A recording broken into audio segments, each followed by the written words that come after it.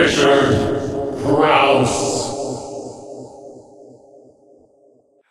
Now, I'm sitting in my office here in Toronto, and on my bookshelf behind me, I see a number of books about the making of the movie Psycho. What did you think that you could have added to make it worthwhile to do another book on a film that's been written about extensively? Well, I was asked to do it, and as I thought about it, I thought that there's one essential thing I bring to this book that I don't think is in the other books about Psycho, because the other books about Psycho are essentially celebrations of the film. And while I am happy in a great part to join in the celebration, I have mixed feelings. And the mixed feelings have to do with what I think is probably its greatest influence, in fact, which is that it ushered in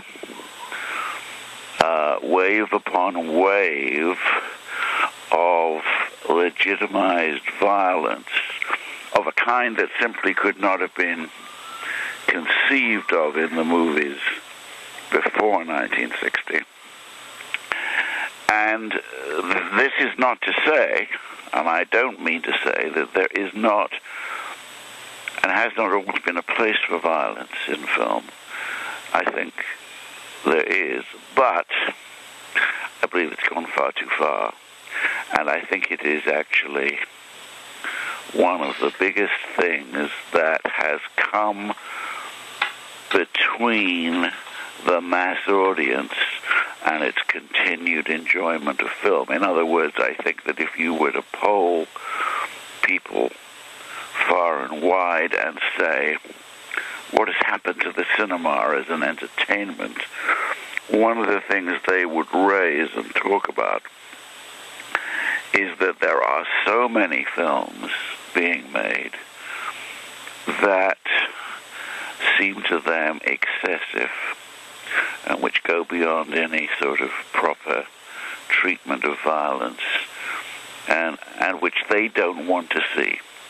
And I do not think the movie business actually can ignore that claim and simply say, oh, but do you want to go back to censorship? I don't want to go back to censorship. I don't believe in censorship. But I do believe that the concentration of violence has got out of hand, and I think it's become a very troubling thing. And so, I'm sorry. So to answer you very briefly, I knew that the previous books on Psycho tended to glory in the making of the film, and I'm happy to do that myself, and a lot of my book is that. And I think the film is a masterpiece. But as you can see, I'm much more troubled with the consequences for the medium as a whole. Right, and you're not just talking about violence in horror films. You're talking about violence in mainstream film, that if the same films that were being made today were being made in the 1950s, would not have had anywhere near the kind of level of violence or sadism that we see today. Yes, I think that, conflict obviously is always a part of drama and always a part of movies, and I'm certainly not decrying the place of violence in films, in film stories, as a proper dramatic element. The thing that troubles me is the feeling that the violence is being piled on for its own sake, because the business believes it appeals to a certain kind of audience, and what amounts to a state of cruelty. And I think that, our films are less humane overall. It's a big generalization. There's some wonderful films being made, but I think as a generalization, they are less humane than they were in the 20s, the 30s, the 40s, and 50s. And I have to say, just because Psycho was so brilliant and so powerful and so effective in beginning the undermining of censorship, that as a piece of history, and that's what this book is really, it's seeing Psycho in the eye of history, then I think there are troubling things about it. Well, the subtitle of the book is How Alfred Hitchcock Taught America to Love Murder. Yes. And the idea, I guess, that I took away from reading the book, and I guess how I've maybe thought about it, is that the main murder that we see in the film, the famous shower sequence, is so beautifully done that perhaps it I don't know that it desensitized people, but it certainly gave people an idea, or pushed it up to another level. We had seen murders on screen before, but nothing ever like this. Absolutely. I agree entirely. And you know, you can argue that no killing had been drawn out quite as much as this, and as you say, that no killing had been done with such beauty. But, you know, once you use that word, that concept and idea that a killing has been beautifully done, then I think you're into very treacherous, difficult ground, which people who love the movies, like you and me, and film culture in general, at least you have to deal with, at least you have to grapple with. Because, you know, these things in life are not beautiful. Right.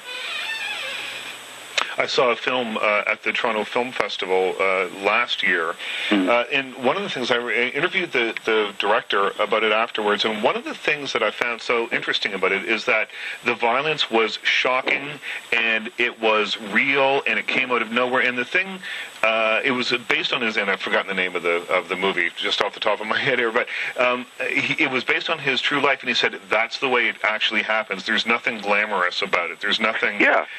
There's nothing. You know, in the way that it's portrayed in action films or in other films that sort of fetishize it a little bit. There's nothing like that in real life. Yes. And I found that sort of quite an interesting sort of comment on it, because it really it stuck out to me of all the violence, I guess, that I saw on screen that year, because it was so different. Yes, and you know, I mean, please don't get the feeling that I'm just sort of unusually squeamish. I don't think I am. I mean, well, something that leaps to my mind, the self-inflicted violence in The Piano Teacher. You know what I mean? Yep. That is not easy to watch. It's deeply disconcerting. I think that's totally legitimate. I thought it was very well done. I mean, it was well filmed, it was well acted, and it's deeply embedded in what that film is about. And I think I believed in it. I believed in that woman doing that, and I thought that was a legitimate subject for film. The thing that troubles me, and it's clearly there in the shower sequence, is this. It's that the treatment of the killing is not the woman's point of view. It's not the killer's point of view. It's a kind of external aesthetic point of view. And I think it's when you get into that that you're into this very tricky area. The idea of voyeurism, that we're just absolutely sitting on the sidelines watching this awful thing happen for our entertainment. Absolutely. Richard Crouse.